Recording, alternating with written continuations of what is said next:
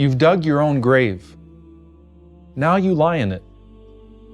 Every word, every action, every deed you've done and left undone are the only companions you've taken with you to the next station. It's easy to forget how much weight even the smallest things carry. A word spoken in anger, a prayer rushed through, a charity given with the expectation of praise.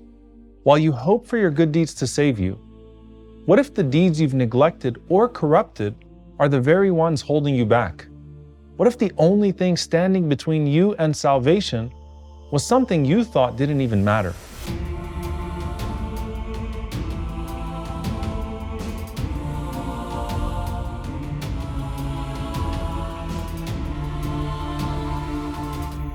If a man robbed a bank but then gave some of that money in charity, would the smile of the poor person nullify his initial crime?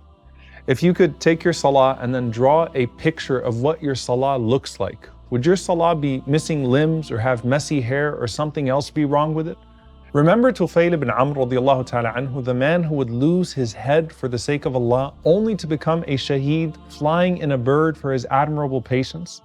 Tufail tells the story that there was a man from his people that initially made hijrah with him to be in Medina with the Prophet ﷺ. But this man strongly disliked the climate and he ended up getting sick, and so sick that he got stressed out.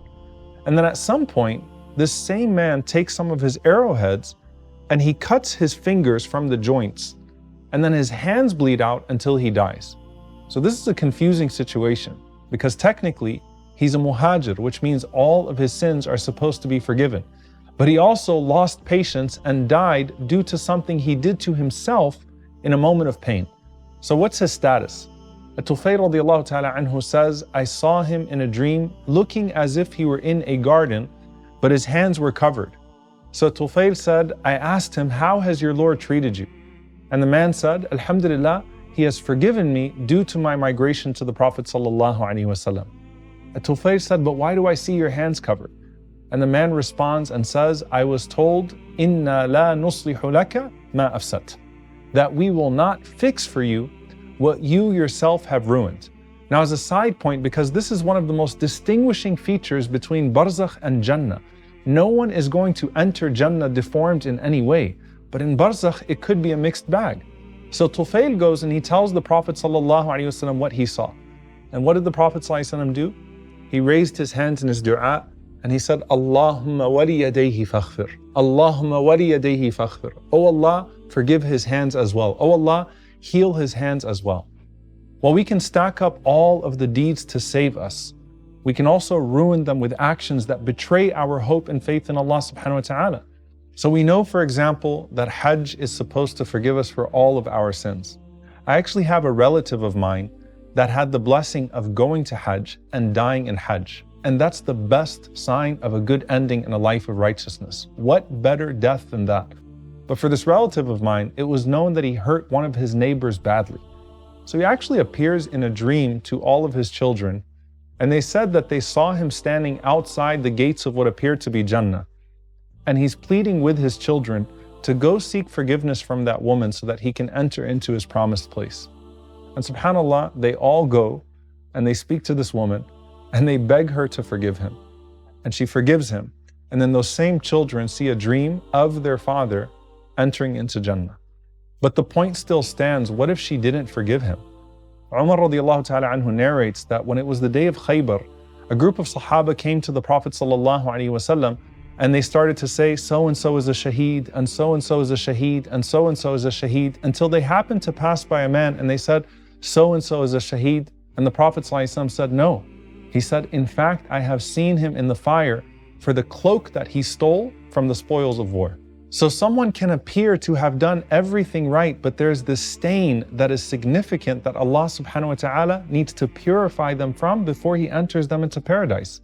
Allah subhanahu wa ta'ala says, Ya ayyuha alladhina amanu, la tarfa'u aswatakum fawqa sawti an-nabi, wa la tajharu lahu bil-qawli ka-jahri ba'dikum li ba'din an tahbata a'malukum wa antum la tash'urun.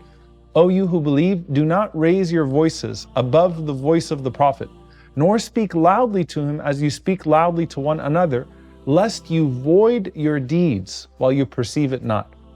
Notice how Allah subhanahu wa ta'ala mentions this verse in Surah Al-Hujurat, which is known as Surah Al-Adab, the surah that defines our character, because almost all of it is about how you treat every member of society, starting from the Prophet ﷺ to everyone else. And that's why so much of the punishment of the grave has to do with how we treated others. In regards to charity, Allah subhanahu wa ta'ala says, Ya ayyuha alladhina amanu, la tubtilu sadaqatikum bil manni wal adha. O you who believe, do not invalidate your charity by being boastful and harmful. And in regards to prayer and fasting, Abu Hurairah radiallahu ta'ala anhu narrates that the Prophet sallallahu alaihi wasallam said that there are people who fast and get nothing from their fast except for hunger. And there are people who pray and get nothing from their prayer except a sleepless night. Now the opposite of that is called itqan, which is to perfect our deeds to the best of our abilities. So I want you to think about how these two salahs would look in the form of a human being.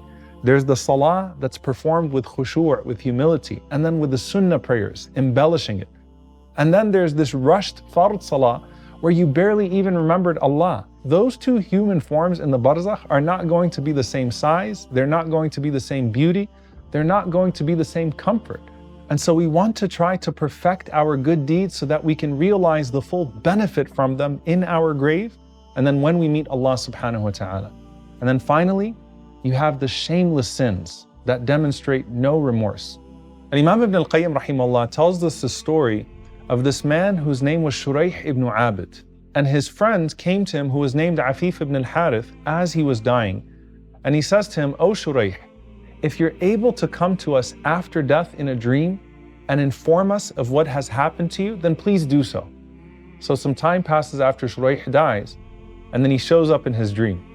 So he says, and I said to him, did you not die? And he replies, yes, I have. He asks, well, how are you? And he replies and says, our Lord has forgiven all of us for our sins except for al-ahrad. I said, who are al-ahrad? He said, these are the people whom people point to when they think of evil, meaning these are the people who are known for their evil deeds. And we know that the Prophet ﷺ said that on the Day of Judgment, Allah will forgive everyone except for those who used to publicize their evil. So how can a person wish for the best of the Barzakh when they're known for something of evil in this dunya? And that's why as we get to the punishment of the grave, it's important to first acknowledge that Allah has not been unjust with us, that sometimes it is us who have truly wronged ourselves. It's the same concept as the bankrupt person on the Day of Judgment who shows up to his mizan, shows up to his scale, but he ends up losing his prayer and his charity because of all the people he hurt. So what does a bankrupt person look like in his grave? It's someone who let way too many pests spoil his garden. They neglected to protect their deeds from the corruption of their actions. And now, what once held the promise of salvation stands as a reminder of their downfall. But here's the thing, Allah in His mercy might overlook it all.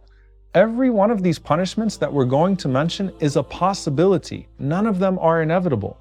But the question is, do you really want to wait until you get to your grave to see if you received Allah's mercy or His justice for those specific deeds that you know you weren't supposed to be doing? Allah said He will not fix what you yourself have ruined. But you have the ability to fix it in this life before you're stuck with the consequences in the grave. And the deeds you should worry about most are the ones that involve other people. So what happens when the words you spoke bury you deeper than the deeds that you neglected? لعلي